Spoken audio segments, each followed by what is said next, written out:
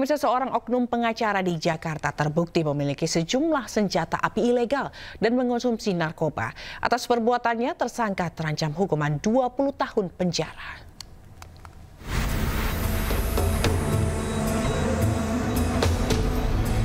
Oknum pengacara berinisial S terbukti memiliki senjata api ilegal jenis Makarov berkaliber 7,65 mm.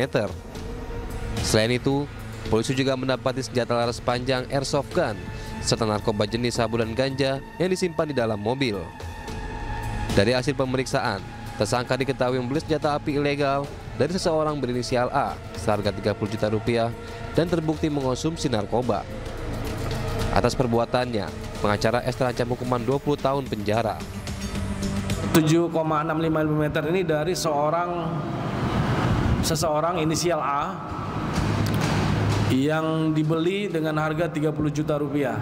Penyidik menerapkan pasal 1 ayat 1 Undang-Undang Darurat nomor 12 tahun 1951 dengan ancaman hukuman pidana 20 tahun penjara. Penangkapan bermula saat tersangka terlibat kecelakaan di kawasan Senen, Jakarta.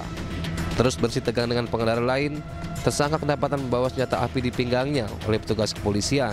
Polisi kemudian memeriksa rumah tersangka dan menemukan sejumlah senjata api ilegal dan narkoba. Dari Jakarta Pusat, Rani Sanjaya, iNews melaporkan. Pemirsa, Jonathan Frizzy diperiksa oleh Satres Narkoba Polres Bandara. Public figure maksud kami yang disapa akrab Ijong ini diperiksa sebagai saksi atas dugaan obat keras yang ditemukan dalam rokok elektrik.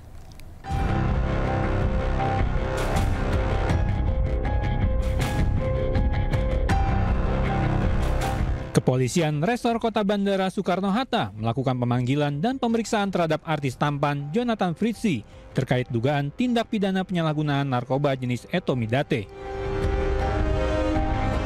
Dalam kasus dugaan pelanggaran Undang-Undang Kesehatan ini, pihak kepolisian telah mengamankan 3 orang, masing-masing berinisial BTR dan EDS, serta seorang wanita berinisial ER.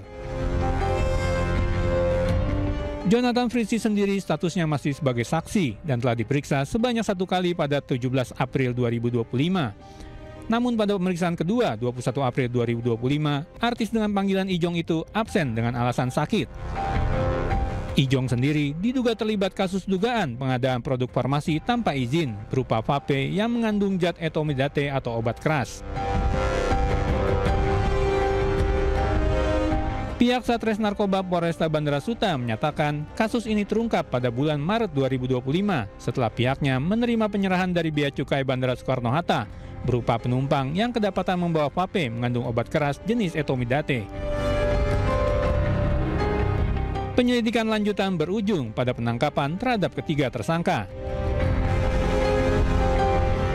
Keributan terjadi saat sejumlah awak media mencoba meliput sebuah ruko yang diduga menjadi tempat penyaluran tenaga kerja bodong.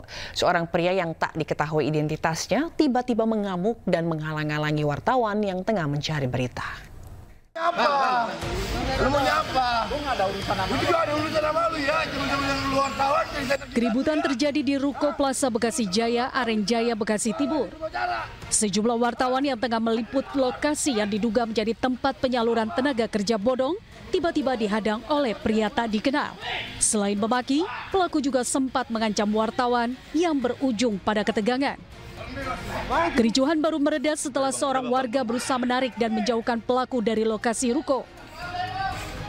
Sementara menurut warga, ruko tersebut baru beroperasi sekitar 2,5 bulan dan dalam sehari ada saja yang datang ke ruko untuk mencari pekerjaan. Para pencari pekerjaan tersebut diiming-imingi langsung masuk dan bekerja setelah membayar sejumlah uang mulai dari Rp600.000 hingga jutaan rupiah. Kegiatannya apa Pak dia? Ya, nerima lamaran kerja, dijamin masuk. Sehari berapa orang Pak yang untuk melamar pekerjaan ini Pak? Ya, paling sedikit, pokoknya di atas 5 Pak. Di atas 5? Iya, paling sedikit 5 orang kok saya perhatiin itu.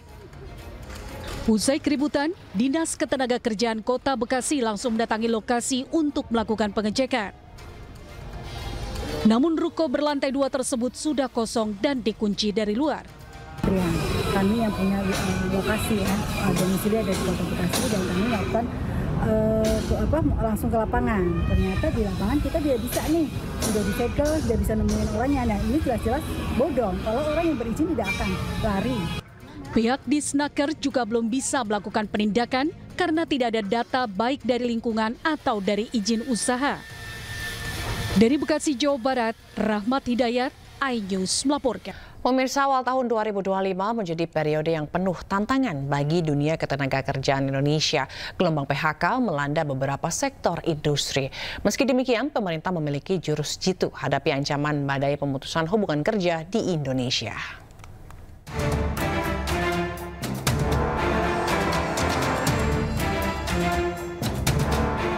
Awal tahun 2025 menjadi periode yang penuh tantangan bagi dunia ketenagakerjaan Indonesia. Gelombang pemutusan hubungan kerja atau PHK melanda beberapa sektor industri dan meninggalkan ribuan pekerja dalam ketidakpastian. Gelombang PHK ini mencerminkan ketidakstabilan ekonomi yang semakin terasa. Penurunan daya beli masyarakat, fluktuasi nilai tukar diduga akibat konflik geopolitik yang telah mempengaruhi beberapa perusahaan di Indonesia. Bagi para pekerja yang terdampak PHK, mencari pekerjaan baru bukanlah hal yang mudah. Persaingan ketat, keterbatasan lapangan kerja, dan kebutuhan akan keterampilan baru menjadi tantangan tersendiri. Pemerintah melalui Menteri Ketenagakerjaan Yasirli mengungkap jurus jitu hadapi ancaman badai pemutusan hubungan kerja di Indonesia. Menaker menyebut meski ada PHK, namun industri di Indonesia tetap tumbuh.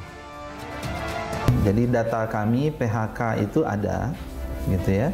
PHK memang jumlahnya agak meningkat dari tahun yang lalu. Tapi yang ingin saya sampaikan juga industri itu juga tumbuh. Ya, jadi contoh tadi kami ke Karawang. Ya, tahun depan gimana? Ini bisa nambah 10.000. Kemudian sebelumnya kita kita kemudian ke KEK di Batang. Itu proyeksi sekian ratus ribu ke depan. Kemudian saat kemarin ada kasus Ritex, ya, dinas provinsi mengatakan kami sudah siap dengan belasan ribu juga, ya, lowongan pekerjaan kalau ya ada yang mau. Jika gelombang pemutusan hubungan kerja masih terus terjadi, hal ini menekan masyarakat kelas menengah ke bawah. Kelompok menengah ke bawah menjadi rentan terhadap gejolak yang terjadi. Tim Liputan iNews melaporkan.